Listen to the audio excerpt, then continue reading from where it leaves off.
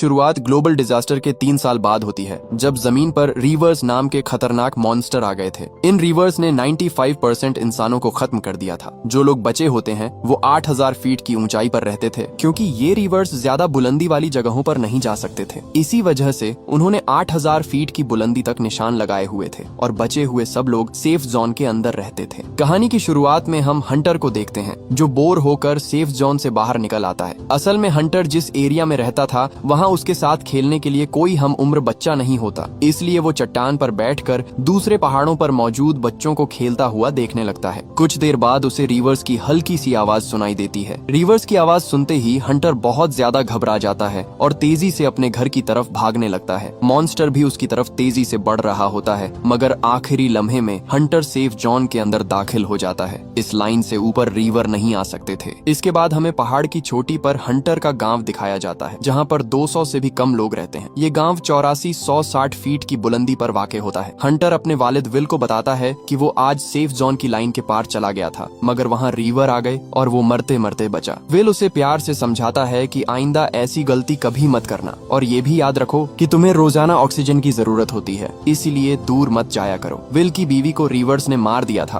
और अब वो अकेले ही हंटर का ख्याल रखता है। इसके बाद हम विल की दोस्त केटी को देखते हैं, जो जंगल में शिकार करने आए होते हैं। केटी एक ही गोली में हिरन का शिकार कर लेती है। जिंदा रहने के लिए उन्हें रोजाना शिकार करना पड़ता है, क्योंकि रीवर्स की वजह से वो किसी दूसरे शहर भी नहीं जा सकते थे। इसीलिए वो खुद फार्मिंग करते हैं और फिशिंग भी किया करते और बड़ी मुश्किल से अपनी जिंदगी गुजार रहे होते हैं। विल के सामने वाले घर में नीना रहती है, जो एक साइंटिस्ट है। वो 3 सालों से एक्सपेरिमेंट्स कर रही है ताकि रीवर्स की कमजोरी का पता चल सके और ये भी कि उन्हें गन से किस तरह मारा जा सकता है। मगर 3 साल गुजरने के बावजूद अब तक वो कुछ समझ नहीं पाई, लेकिन फिर भी उसे उम्मीद है कि एक दिन वो इन रीवर्स को हमेशा के लिए खत्म कर देगी। एक रात हंटर की तबीयत बहुत ज्यादा खराब हो जाती है, क्योंकि उसे लंग्स की बीमारी होती है और सांस लेने में मुश्किल हो रही होती है। विल फौरन उसकी ऑक्सीजन ट्यूब बदल देता है, मगर ये उनके पास आखिरी ऑक्सीजन ट्यूब होती है। अब मजीद ऑक्सीजन ट्यूब लाने के लिए उन्हें बोल्डर सिटी जाना होता है, इसलिए विल नक्शे पर एक सेफ रास्ता ढूंढने लगता है ताकि वो किसी तरह इन रिवर्स से बचकर बोल्डर सिटी पहुंच सकें। अगले दिन हंटर की सालगिरह होती है और विल उसे एक छोटा सा तोहफा देता है, जिससे हंटर बहुत ज्यादा खुश हो जाता है। उनके पास एक रेडियो भी होता है, जिस पर हंटर विल से कहता है कि हम रेडियो के जरिए किसी से कांटेक्ट करके मदद क्यों नहीं लेते। विल उसे बताता है कि रेडियो को ऑन करने के लिए उनके पास बिजली नहीं है। उसी रात फिर हंटर की तबीयत खराब हो जाती है और विल को उसे इंजेक्शन लगाना पड़ता है, मगर ऑक्सीजन ट्यूब के बगैर हंटर चंद ही दिनों में मर सकता था। इसके बाद विल नीना के छोटे से लैब में जाता है और उसे बताता है कि वो कल बोल्डर सिटी जा रहा है और इस मिशन के लिए उसकी मदद चाहिए। विल नीना को ये भी बताता है कि उसे एक रास्ते का पता चल गया है और वो माइन के रास्ते से इन रिवर्स से बच सकते हैं। नीना शुरू में साफ इनकार कर देती है, क्योंकि वो जानती थी कि रिवर्स माइन के अंदर भी आ सकते थे, मगर हंटर की ऑक्सीजन ट्यूब की वजह से वो किसी तरह जाने के लिए मान जाती है। उसी रात नीना एक ट्रैकर भी बनाती है, जिससे रिवर्स की लोकेशन का पता चल सकता था। अगली सुबह विल एक अच्छी सी गन और ढेर सारी गोलियां ले लेता है। तभी वहाँ केटी भी आ जाती है और वो भी उनके साथ जाने के लिए तैयार हो जाती है। केटी भी वहाँ से एक गन ले लेती है। विल उसे समझाता है कि इसमें तुम्हारी जान भी जा सकती है, क्योंकि बोल्डर सिटी का रास्ता बहुत ज्यादा खतरनाक है। मगर केटी कहती है कि हम कब तक इन पहाड़ों पर रहेंगे, एक न एक दिन हमें रिवर्स से लड़ना ही पड़ेगा। ये कहकर वो उनके आगे चलने लगती है। कुछ देर बाद वो 8000 फीट वाली लाइन तक पहुंच जाते हैं और वो जानते थे कि यहाँ से नीचे जाना खतरे से खाली नहीं है। नीना अपने ट्रैकर से चेक करती है तो 500 मीटर की रेंज में कोई भी मॉन्स्टर नहीं होता, जिसके बाद वो इस लाइन से नीचे जाने लगते हैं। वो एक टाउन में पहुंचते हैं जहाँ कुछ पुरानी गाड़ियाँ खड़ी होती हैं और वो उनमें सामान ढूंढने लगते हैं। विल को एक ग्रेनेड लॉन्चर मिलता है, जो वो केटी को दे देता है। नीना को रिवर्स की बॉडी का एक छोटा सा टुकड़ा मिलता है, जो लोहे से भी ज्यादा मजबूत होता है, और वो उसे अपने पास रख लेती है। इसके बाद वो बोल्डर सिटी की तरफ बढ़ने लगते हैं। रास्ते में उन्हें ढेर सारे घोड़े नजर आते हैं। ये देखकर वो हैरान हो जाते हैं कि रिवर्स उन्हें कुछ नहीं कहते, वो सिर्फ इंसानों को ही मारते हैं। फिर वो एक और जगह पर पहुंचते हैं, जो सेफ जोन से 400 फीट नीचे होती है। वहाँ विल बताता है कि सेफ जोन में जाने के लिए कम से कम 15 मिनट लग सकते हैं। उसी टाइम नीना ट्रैकर चेक करती है तो उसे पता चलता है कि एक रिवर्स उनके पास कहीं आ चुका है। ये देखकर वो सब तेजी से भागने लगते हैं। विल चेयर लिफ्ट के स्टेशन पर पहुंचकर उसे ऑन करने की कोशिश करता है, मगर वो ठीक से काम नहीं कर रही होती। दूसरी तरफ केटी के पास ग्रेनेड लॉन्चर होता है। वो जल्दी से उसे रीलोड करती है। जैसे ही रिवर्स जंगल से बाहर आता है, केटी उस पर ग्रेनेड फायर करती है, मगर रिवर्स को उससे कोई फर्क नहीं पड़ता